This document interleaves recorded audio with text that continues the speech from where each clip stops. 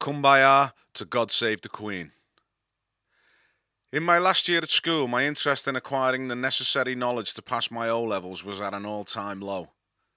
In stark contrast, my interest in all things music was on the rise, spanning everything from progressive rock to the new stuff that the papers called punk. I had no interest in being genre loyal and was up for listening to anything. Thin Lizzy, Rush, Queen, Motorhead, and my first dip into punky waters, the Stranglers. Again, it was the sound of the records that drew me in, and who could resist being pulled in by the bass line in the opening bars of Peaches? I still love it today, so much so that I looped the intro to use as my mobile ringtone. I thought Rattus Norvegicus was the bollocks. I didn't know that the real bollocks was just around the corner, and when I eventually got to pull that vinyl out of the fluorescent sleeve, I didn't know the effect it was going to have on me. My cousin Gerard O'Toole, influenced by the furore in the tabloids, went out and bought God Save the Queen on the day it was released and brought it home. When he lifted the Perspex lid on the music centre and dropped the needle on the record, Ronson's reign was over. Enter Steve Jones and his white Gibson Les Paul. If rock and roll myth is to believe, then this was the same white guitar that had belonged to Mick Ronson. Legend has it that Steve Jones and some pals broke into Hammersmith Odeon and helped themselves to the backlining guitars belonging to the Spiders from Mars. If I had known about this story at the time, I might have assumed that this white guitar was like some sort of spear of destiny, and it had been handed down to the next guitar idol to tear up the chord book and crank up the volume.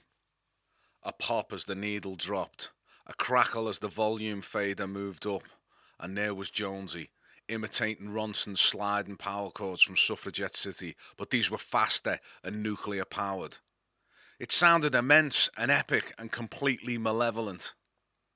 The guitar in the verse alternating between a dirty chug and anarchic distortion, weaving out of a demented rotten spilling anger and bile from a busted throat, whilst Matlock and Cook nailed it to the floor to avoid takeoff. Blown away? Gobsmacked? Stunned? None of these words even come close to describing how I felt. All I knew was there was a new god on the block and I wanted to hear what he was playing over and over again. I can remember the day I heard the Sex Pistols' debut album very vividly.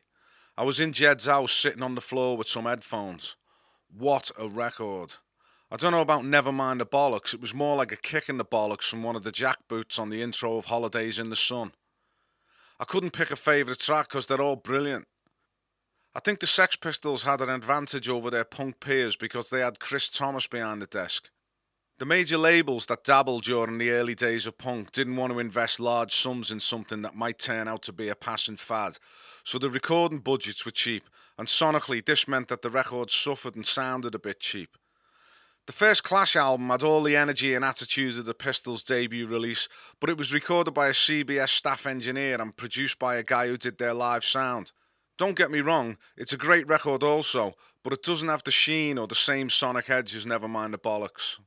I spent a lot of time in the O'Toole household. The three brothers, Jed, Vin and Mark, had formed their own band called Mark II. The name came after the addition of another Mark Allen on drums. Jed and Vin manned the guitars and Mark was on bass. It was Mark who'd shown me my first bunch of guitar chords a few years earlier, and I was improving, but I was nowhere near the standard of Jed and Vin.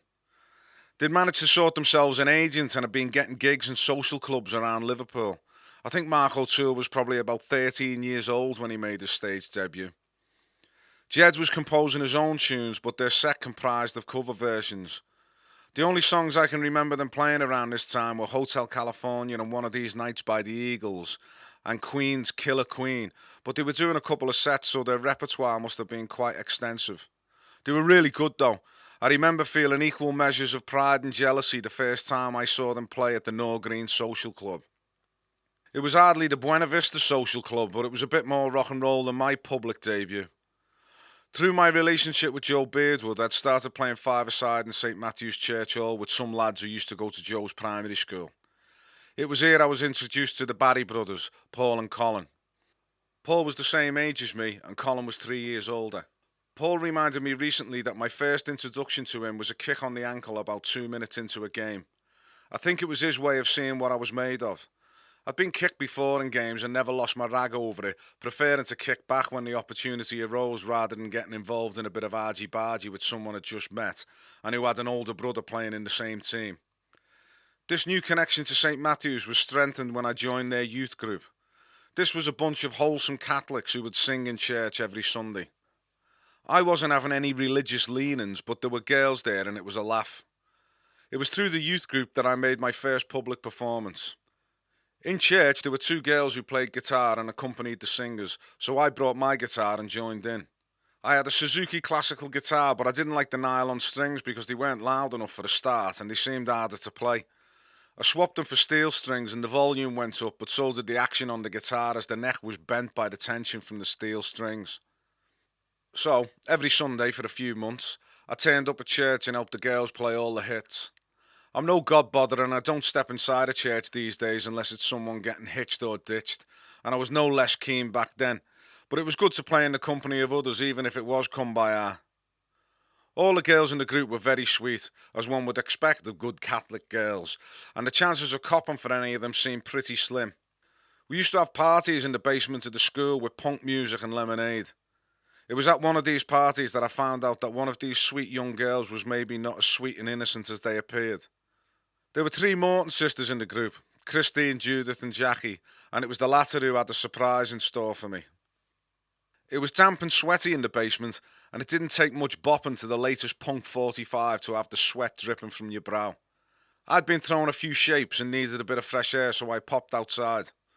Whilst leaning against the school railings and allowing the cool night air to dry my sweaty brow, I was followed out by the youngest Morton, Jackie. I studied her approach as she climbed the steps from the basement, and have to say my eyes were trained on her ample chest being restrained by a tight white t-shirt. Seconds later, her ample chest was touching mine, and her tongue seemed like it was halfway down my throat. To say I was taken back is an understatement. Maybe someone had spiked a cream soda. Maybe the girls had a secret stash of alcohol and this was Dutch courage after an illicit tipple. Whatever the reason, I wasn't complaining. I now had a girlfriend. I saw Jackie at a family party recently because her eldest sister is now a Barry and married to my mate Colin, but the past was not discussed for fear of embarrassing her. The Mortons were mad as bats. Joe Beardwood had designs on Christine and we would both visit their house in Club Moor where the two of them would rip the piss out of us. Not in a nasty way, just to try and embarrass us and make us feel a little uncomfortable. I don't know how long the relationship lasted or how it ended, but it did. There was no animosity and we both still attended the group. There was another girl in the group who lived in Norris Green, on the other side of the park from me, and when the group would meet up during the week we would walk home together. Her name was Elizabeth Elms, and without being disrespectful to Jackie, she was in a different league, and that league was several above the one I was in. She was quite tall, well-spoken, and the target of all the lads in my peer group. It never occurred to me that there was any chance of her ending up in my arms, so I didn't even try. We would walk home together, and I would leave her at the corner of her road with a goodbye and shoot through Norris Green Park, alone in the dark. Even after a few weeks of our walks, I still didn't think she fancied me, even though the half hours spent together were spent laughing, mostly her, at my attempts at being funny. I don't know where I got the bottle, or the nerve, but one night as we approached our designated departure point, I asked her if she wanted to be my girlfriend, and I was stunned into silence when the yes came back at me without what seemed like a second thought. She had been in Paul and Joey's class in St Matthew's and both of them fancied her, so when I told them the next day that she was my bird, they were as gobsmacked as I'd been the night before. Over a period of a couple of months, I'd either charmed her round or beaten her into submission with crap jokes. Maybe she thought that locking our lips together would at least shut me up for a while and give her a break from my constant banter. Now we were an item, we spent more time together and my mates took second place for a while. It was no contest. Hanging about with them on the streets talking about what we'd like to do to any large-breasted female that we came across, or wrestling with the real thing on the floor of my front room. It never got beyond a bit of groping, but it was hugely enjoyable despite being left with an unscratched itch when I walked her home through the park. The relationship lasted until she was drawn to the bright lights of the city centre bars and nightclubs, and older boys who had cars and money and could offer her something a little more entertaining than a roll on the carpet listening to The Clash. So my first love moved on, and the void was filled with music and my own nightclub, Eric's.